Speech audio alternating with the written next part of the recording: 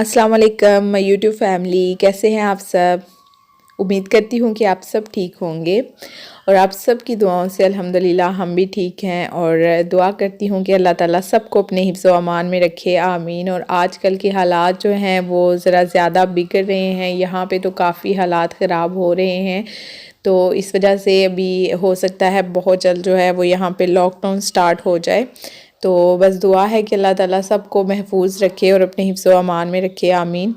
तो जनाब आज का व्लॉग शुरू करते हैं। तो व्लॉग जो है वो नाश्ते से स्टार्ट हो रहा है। यहाँ पे मैं नाश्ता बना रही थी। माज़ के लिए मैं अलग से टोस्ट बनाऊँगी, थोड़े फ्लफ़ी से होंगे क्योंकि माज़ की दाढ़ निकल रही है, जिसकी वजह से वो रोटी अच्छी तरह से चबा नहीं पा रहा। तो फिर मैंने उसके लिए ये टोस्ट बना दिए थे। ये काफ़ी सॉफ्ट से होते हैं तो इजीली बच्चा जो है वो खा भी सकता है और काफ़ी मज़ेदार भी होते हैं। मैंने एक अंडा लिया था, उसमें 4 से 5 चम्मच जो है वो मैंने शामिल किए हैं दूध की और अच्छी तरह से उसको मिक्स किया है। बिल्कुल पतला सा जो है वो ऐसे मिक्सचर सा तैयार हो गया। उसके बाद मैंने उसमें थोड़ा सा नमक और काली मिर्च शामिल करके तो मिक्स करके और ब्रेड को उतनी देर तक मैंने उसमें डिप किया जब तक ब्रेड जो है वो फ्लफ़ी सी नहीं होगी। फिर उसके बाद जो है वो यहाँ पे मैं उसको 1 चम्मच जो है वो ऑयल लिया है और उसमें मैं फ्राई कर रही हूँ टोस्ट को। और ये मज़ेदार किस्म का टोस्ट तैयार हो जाता है बच्चों के लिए। जब बच्चे मतलब ज़िद कर रहे हो ना कि हमने ये नहीं खाना ये नहीं खाना, तो बस इस तरह की कोई चीज़ उनको दे दें तो वो काफ़ी खुश हो जाते हैं और खुशी से खा भी लेते हैं। और अपने लिए और हस्बैंड के लिए मैंने रोटी बनाई और साथ ऑमलेट बनाया था। और ऑमलेट में सिर्फ मैंने प्याज शामिल किया क्योंकि टमाटर जो होते हैं ऑमलेट में वो मुझे को ख़ास पसंद नहीं है। और उसके अलावा सिर्फ ड्राई स्पाइसेस शामिल किए थे और साथ चाय बनाई थी। और वैसे अमूमन हम लोग इतना ज़्यादा नाश्ता नहीं करते, तो ये असल में नाश्ता कम लंच मतलब मिक्स हम लोग क्वारंटीन में हैं तो लेट उठते हैं, जिसकी वजह से फिर हम लोग एक साथ ही जो है ना वो खा लेते हैं, लंच भी और ब्रेकफास्ट एक साथ कर लेते हैं। तो खैर अभी आपको टाइटल के हवाले से थोड़ा सा बता देती हूँ क्योंकि काफ़ी टाइम से कुछ लोग मुझसे नाराज़ भी हो रहे थे कि आप नहीं आ पा रही, आप नज़र नहीं आ रही, व्लॉग्स अपलोड नहीं कर रही। तो कुछ लोगों को तो खैर पता है और जिनको नहीं पता उनको बता दूँ कि काफ़ी टाइम से मेरी तबीयत बहुत ख़राब थी। तो पहले तो मुझे लग रहा था कि नॉर्मल बुखार है, ठंड की वजह से मौसम चेंज हुआ है। और मैंने आप लोगों से ज़िक्र भी किया था एक व्लॉग में कि मेरी तबीयत ख़राब है और मे बी ठंड की वजह से है ऐसा। लेकिन जब 2-3 दिन तक बुखार जो है वो कम नहीं हो रहा था, फिर हम लोगों ने डॉक्टर से रब्ता किया और उससे अपॉइंटमेंट लिखवाई कि हम जो है वो कोरोना का टेस्ट करवाएंगे। क्योंकि इस दफ़ा देखने में आया है कि तकरीबन हर दूसरा तीसरा बंदा जो है ना वो कोविड पॉजिटिव है। तो इस वजह से फिर हमें भी थोड़ा डाउट हो गया।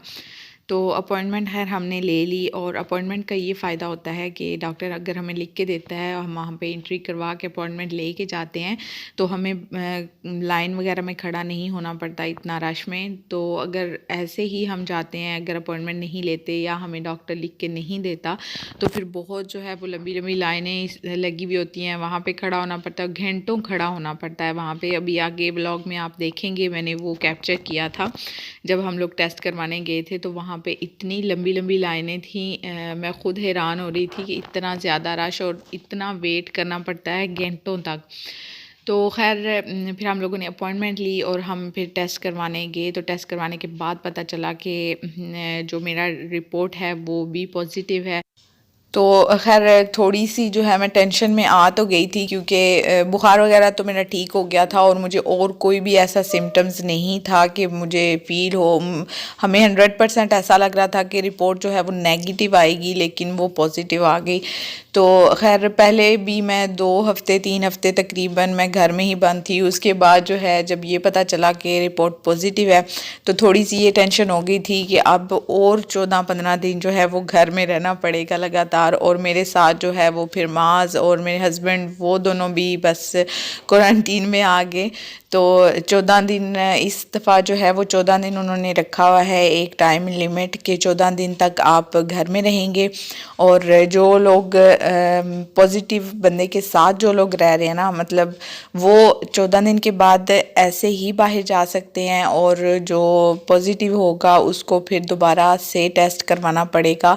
अगर नेगेटिव है तो तो वो भी आज़ाद है, और अगर नेगेटिव नहीं है तो फिर उसको जो है वो 14 दिन घर में रहना पड़ेगा। उसके अलावा कोई मेडिसिन वगैरह नहीं दे रहे, और शायद इस वजह से भी ये ज़्यादा हो रहा है क्योंकि समझ नहीं आ रही ना। अब जैसे मुझे सिर्फ बुखार था और इसके अलावा मुझे और कोई सिम्टम्स नहीं था, मेरी सांस बिल्कुल ठीक थी, ना कोई फ्लू था, ना कोई मुझे गले का प्रॉब्लम था। और कुछ लोगों का ऐसा है कि उनको गले का प्रॉब्लम हो रहा है लेकिन उनको बुखार नहीं है, मतलब कोई समझ नहीं आ रही कि इसका कोई स्पेसिफिक क्या सिम्टम्स हैं इसके। लेकिन हाँ ये है कि जो सांस फूल जाता है या सांस लेने में प्रॉब्लम होती है, ये इसका मेन ज़रा रीज़न होता है। लेकिन अल्हम्दुलिल्लाह मुझे उस तरह का कोई प्रॉब्लम नहीं था, तो अल्लाह का शुक्र है कि सेहत मेरी बिल्कुल ठीक है। लेकिन अब इंतज़ार है कि अभी नेक्स्ट जो है वो मैंने टेस्ट करवाना है, तो अभी उसका इंतज़ार है, वो डेट आए, मैं टेस्ट करवाऊँ और फिर पता चले कि रिपोर्ट नेगेटिव है या पॉजिटिव है। तो इस वजह से मैं फिर कोई रेगुलर अपने व्लॉग्स वगैरह भी नहीं बना पा रही थी। कुछ मेरे पास जो है वो वीडियोस पड़ी हुई थी लेकिन मैं एडिटिंग नहीं कर पा रही थी, तो उसके लिए सॉरी, क्योंकि जो लोग वीडियोस देखते हैं उनको इंतज़ार होता है फिर अगर नेक्स्ट व्लॉग का, तो वो फिर वेट करते हैं, तो उसके लिए माज़रत। और जो लोग सपोर्ट करते हैं, दुआ करते हैं, अल्लाह ताला उन सब को खुश रखे। और बहुत बहुत शुक्रिया आप सब लोगों का इतनी ज़्यादा सपोर्ट करने के लिए। तो यही वजह थी जिसकी वजह से मैं जो हूँ ना इतनी एक्टिव नहीं थी, और बहुत कम जो है वो मैं यूट्यूब पे आ रही थी। तो आप लोगों से रिक्वेस्ट है कि आप लोग दुआओं में हमें ज़रूर याद रखिएगा, और आप सब भी मेरी दुआओं में शामिल रहते हैं, इंशाल्लाह हमेशा रहेंगे। अच्छा जी, तो यहाँ पे नाश्ता भी मैंने जो है वो रेडी कर लिया है, और ऑमलेट जो है इसमें मैंने सिर्फ प्याज शामिल किया है क्योंकि टमाटर वगैरह और सब्ज़ मिर्ची ख़त्म हुई हुई थी, सो वो नहीं शामिल की। और चाय भी बन चुकी है यहाँ पे। तो ये है कि क्वारंटीन में हमारी रूटीन जो है ना वो रेगुलर रूटीन से बहुत ज़्यादा मतलब थोड़ी लेज़ी सी हो जाती है। बस हमने उठना है, खाना खाना है, थोड़ा घर का जो काम वगैरह है वो करना है, और उसके बाद जो है वो हम थोड़ा फ्री टाइम भी होता है हमारे पास, ये होता है। तो अगर जो रेगुलर रूटीन है उसमें ये होता है कि कोई ना कोई बंदे का काम निकल आता है, तो वो बाहर जाना पड़ता है इधर उधर, तो इस वजह से। और ये जो क्लिप्स आप अभी देख रहे हैं ये तकरीबन कोई 4-5 दिन पहले के क्लिप्स हैं, जब हम लोग हॉस्पिटल गए थे टेस्ट करवाने के लिए। तो शाम को 7 बजे की हमारी अपॉइंटमेंट थी, लेकिन हमें थोड़ा जल्दी घर से निकलना पड़ा ताकि हम टाइम से वहाँ पे पहुँच जाएं। तो तकरीबन 15 मिनट पहले हम वहाँ पे पहुँच गए थे हॉस्पिटल, और ये हमारे लिए अच्छा हुआ क्योंकि हम लोग जब वहाँ पहुँचे तो उन्होंने चेक किया जब, तो हमें पता चला कि हम मतलब गलत हॉस्पिटल आ गए ना, हम दूसरी जगह पे आ गए हैं। क्योंकि हमारी बात डॉक्टर से हुई थी फ़ोन पे, और फ़ोन पे बाज़ औक़ात ऐसा होता है कि सुनने में गड़बड़ हो जाती है। तो खैर फिर उन लोगों ने हमें चेक करके दिया कि हम लोगों ने कौन से हॉस्पिटल जाना है, तो हम लोग फिर वहाँ से निकले और नेक्स्ट जहाँ पे हमने जाना था वहाँ के लिए रवाना हुए। तो तकरीबन हम लोग जो होना जो हमारी अपॉइंटमेंट का टाइम था 7 बजे का, हम 20 मिनट लेट हो गए वहाँ से।